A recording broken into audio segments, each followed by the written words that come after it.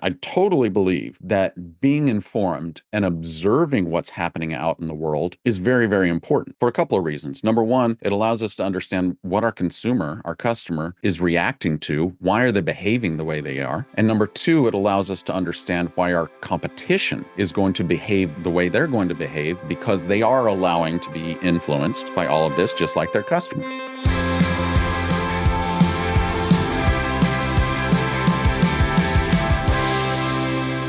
Hey guys, welcome back to the Triangle Real Estate Podcast. I'm your host, Matt Fagioli, and today's guest has got some things to share with you that can absolutely transform your real estate business if you listen up, take notes, and put this stuff into practice. He's been a leader in the real estate space for decades, has trained thousands and thousands of agents and changed their businesses. And I know he's going to have a big impact on your business as well. So grab a notepad and pay attention for this 30-minute amazing session with my good friend, Garry Creath. Hey guys, welcome back. I cannot wait for you to meet today's guest. He's been an icon in the real estate industry, just an absolute leading voice in the space for a couple of decades. So that means he's older than he looks and he's aging well, I think. So guys, let's welcome my good friend, Garry Creath. Thank you so much, Matt, for having me. It is a delight to be here and to talk about all things real estate with you. We have been really good friends for a long time, and we love sharing. We love getting on calls and sharing and understanding, what are the struggles that other people are having right now? How can we solve them for them? And so it's an honor to be here with you today, Matt. Thanks, Garry. I really appreciate it. I appreciate you taking the time. And Garry, you've had a long career in real estate, and like so many of us, you started out, spent a long time as an agent and a broker, and really one of the most innovative brokers at the time. Everyone across the country was looking at your company as, the darling, sort of the example to follow in terms of a tech forward brokerage. And since then, you've moved on and done a million other things in the space. But can you talk to everybody a little bit about your background and make sure you touched on, I think, is your credibility is that, you led the charge for a long season as the guy in the trenches doing the work, pulling all of the tech forward, and to the point where everybody was pointing at you guys going, that's the example. Sure. Yeah. I think the story starts in 1996. I had just graduated from college, and like anybody with a degree in business management, I moved to Colorado to become a ski patroller. And that career was very, very short-lived because I received a phone call at about 5 in the morning one day, and my mom was on the line. And as you know, Matt, nothing good ever happens at 5 a.m. unless you're out exercising. Well, I was not. I was asleep. But she had let me know that my father had completely unexpectedly passed away in the middle of the night. And so I got on a plane 2 hours later and flew back to Austin from Colorado. And I never moved back. I never moved back to Colorado after that day. And in fact, I had all my stuff packed up and shipped to me because my father and my mother were in real estate. They were in residential real estate together.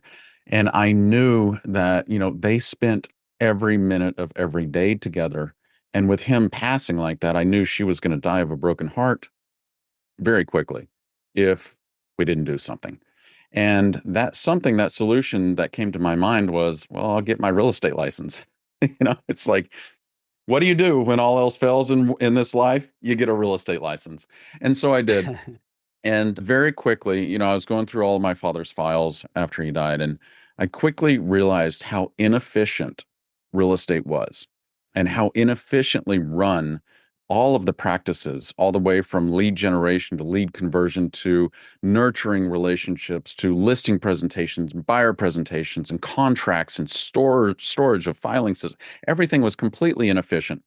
And so from that day forward, when I got my license in 97, I started creating efficient programs and processes.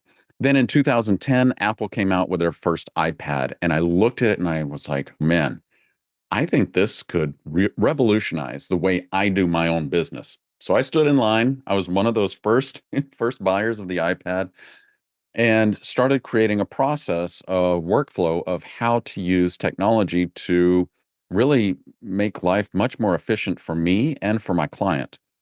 And so I had focused on a listing process and a listing business since 1997. That means it's almost 3 decades I've been in the real estate industry. And I know it's crazy. But what I created was this system I called iPad for real estate. And it's really just any mobile device for real estate.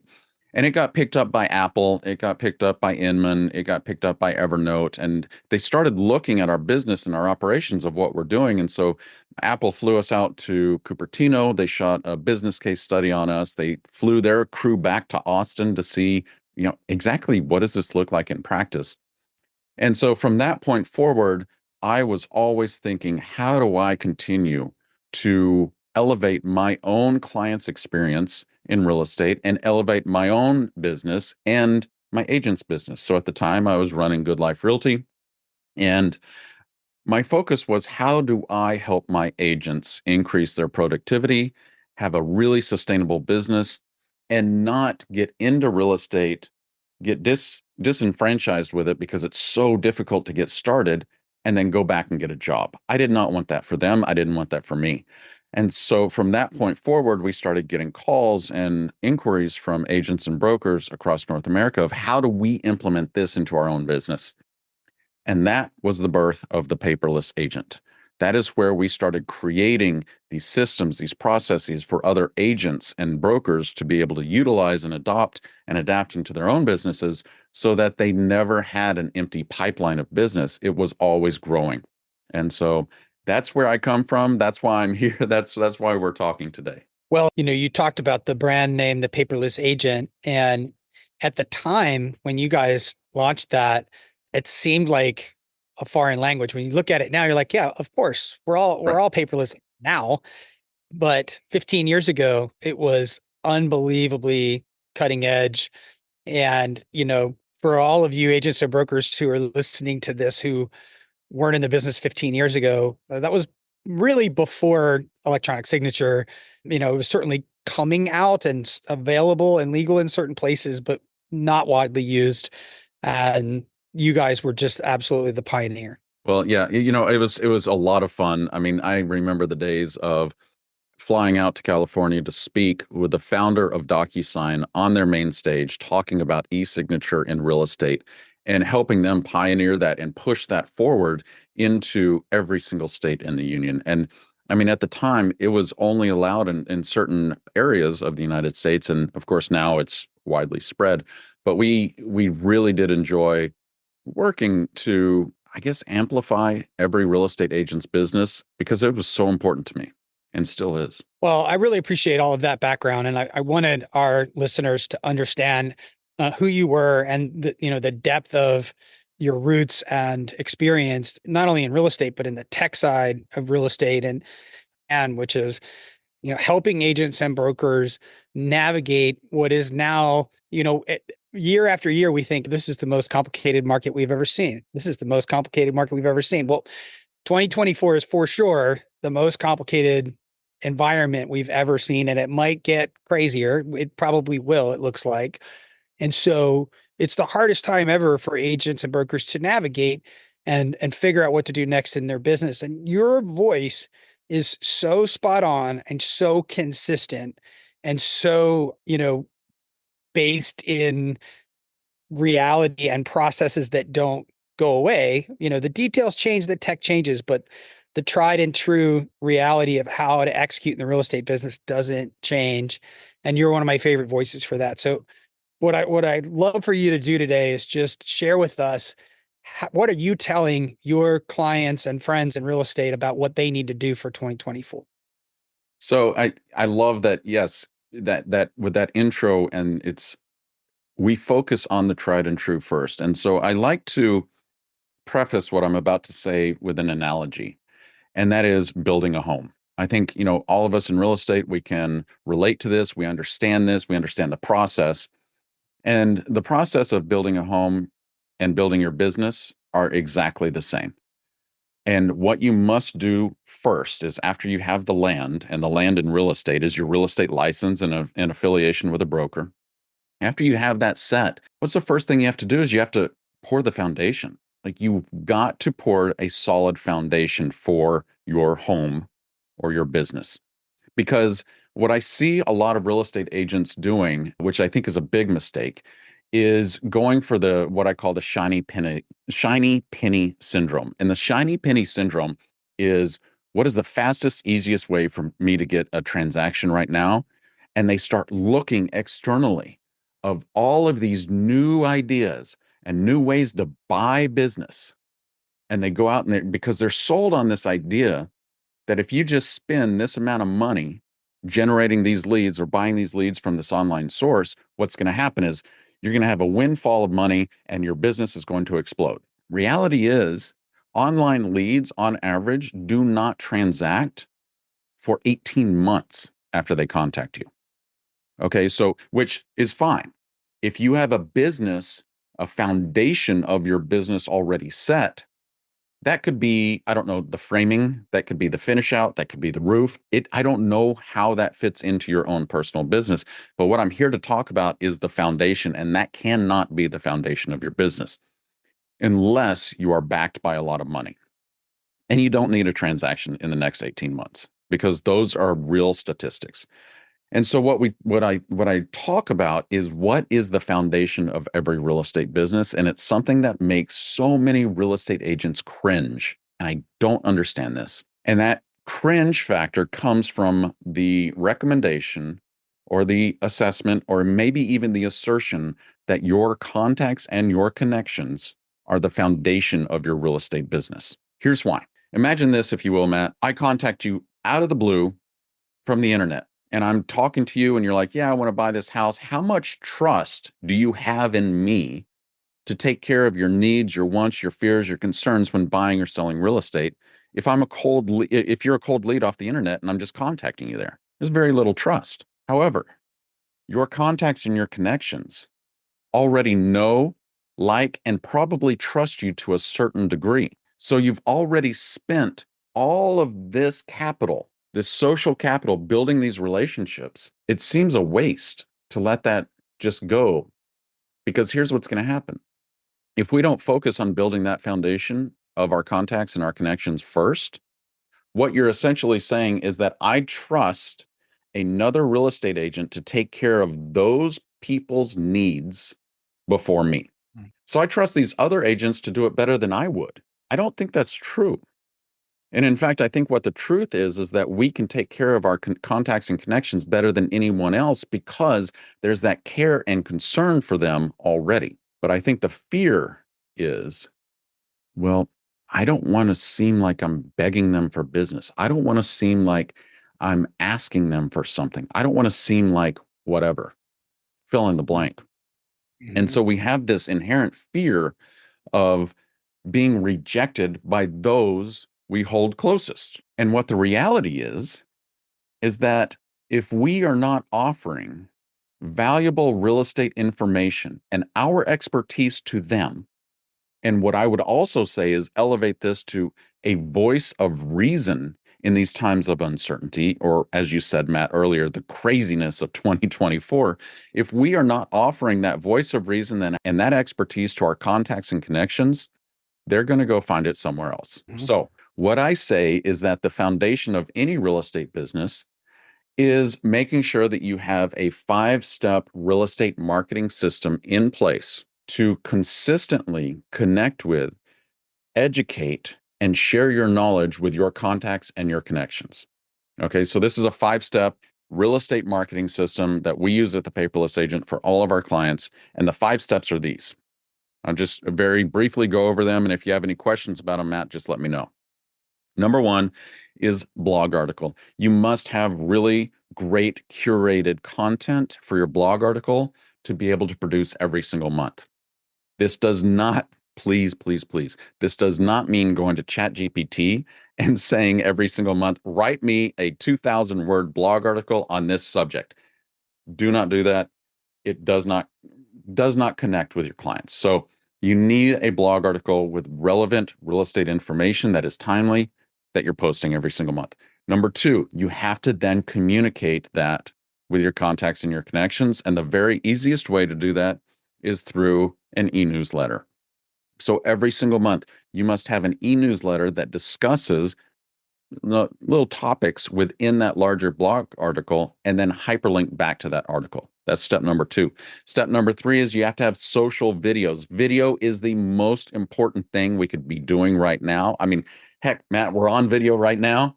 This is more important than these articles, but you'll see they all tie together. We're gonna shoot 4 or 5 social videos every single month with little snippets of content talking about what's in the blog article. And then we're going to post them to our socials.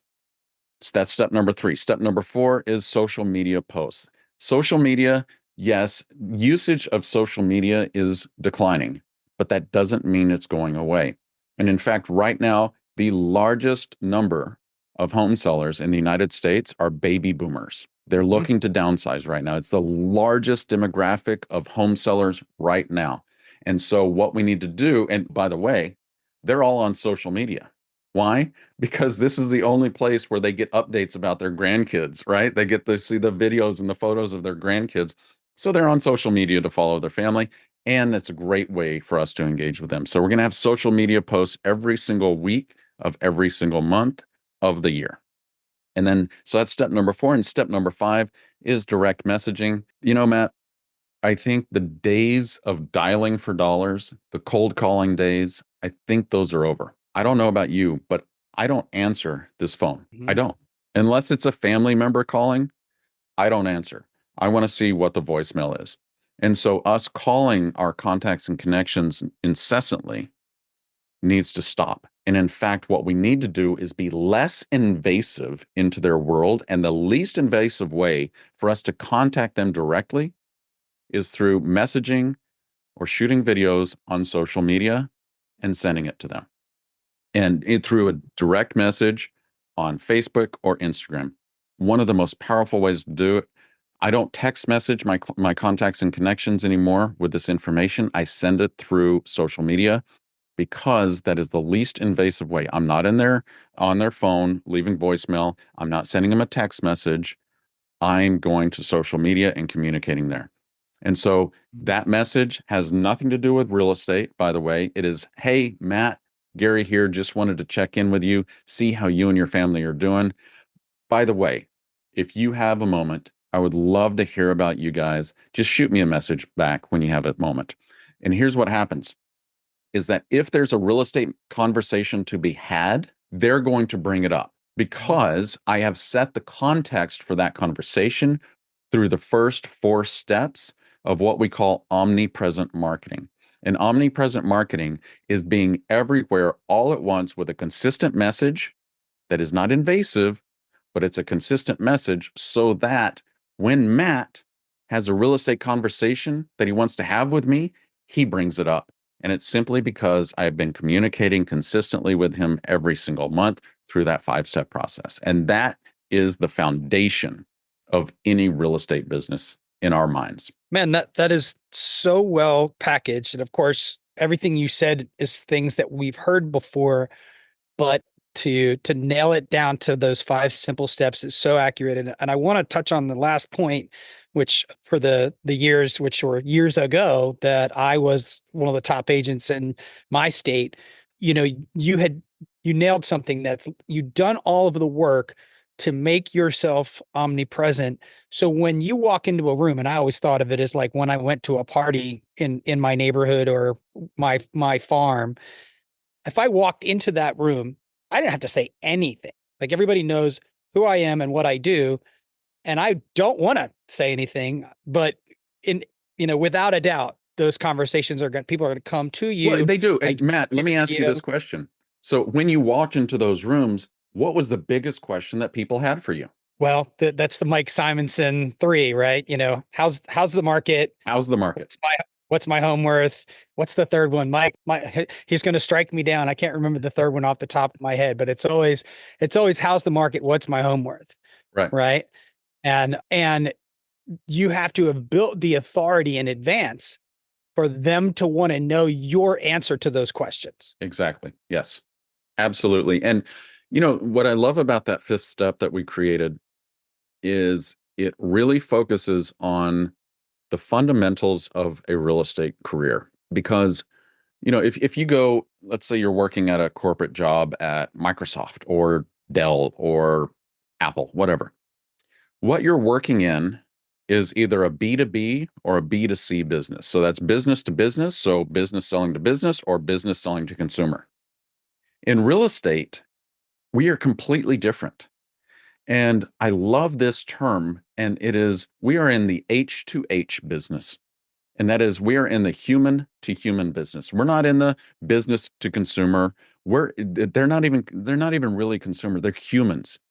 And we in real estate, we get into real estate because we love working with other humans. We love helping them out. And by focusing on that in the step number 5, it allows the first 4 steps to do their work without me forcing it down their throat, without my client or my contact or connection thinking that the only time I ever reach out to them is when I want something. It's like I'm not messaging them for the sole purpose of asking, hey, if you or a family member had real estate needs, would you send them to me? No. What I'm doing is, hey, Matt, human to human, buddy, how you doing? Everything else does its work for me. Absolutely, man.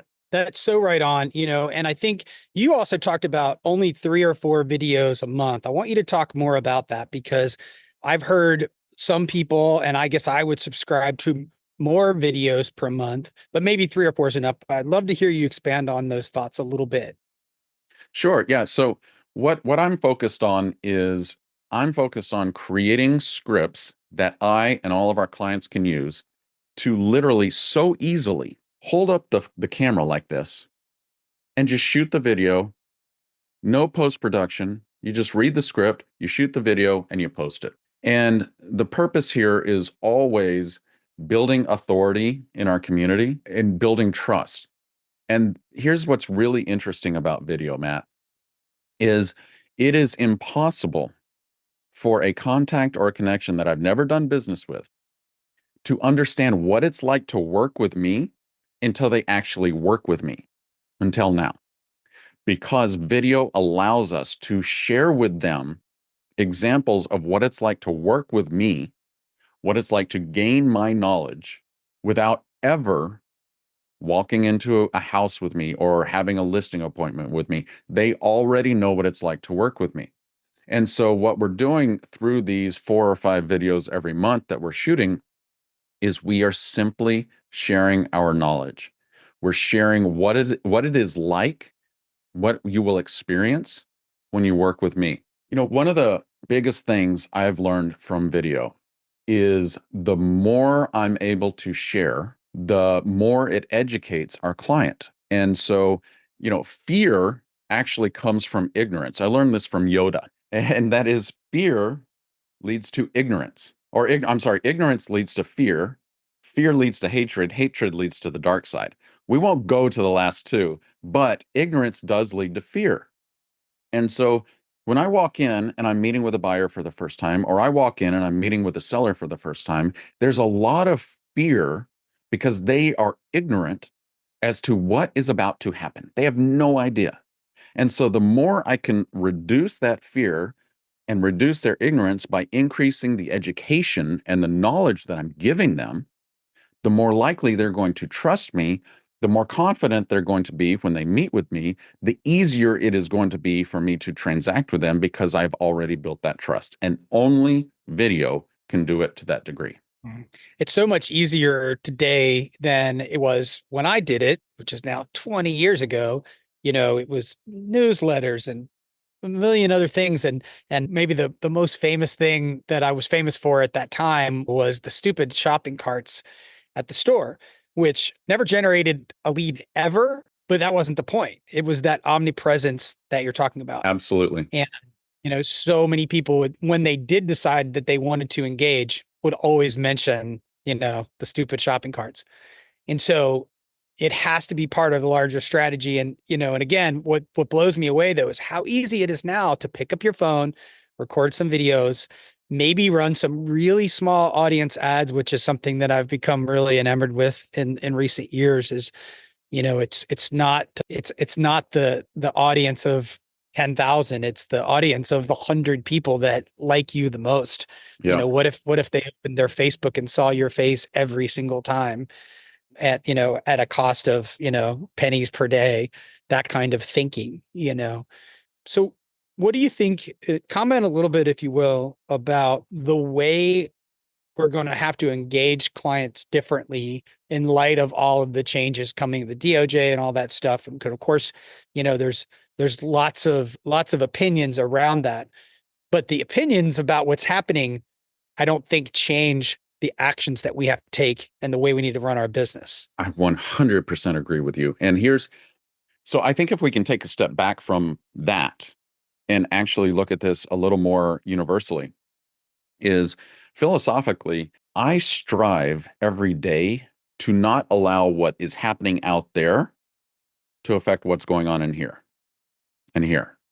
And here's why. There's so much craziness going on in this world. And the more reactive we are to those things, the more we're consuming all of the major media influence, the more we allow these toxins to penetrate us, the more we are going to react to it, just like our customer is. Instead, what if we observe? I totally believe that being informed and observing what's happening out in the world is very, very important for a couple of reasons. Number one, it allows us to understand what our customer is reacting to. Why are they behaving the way they are?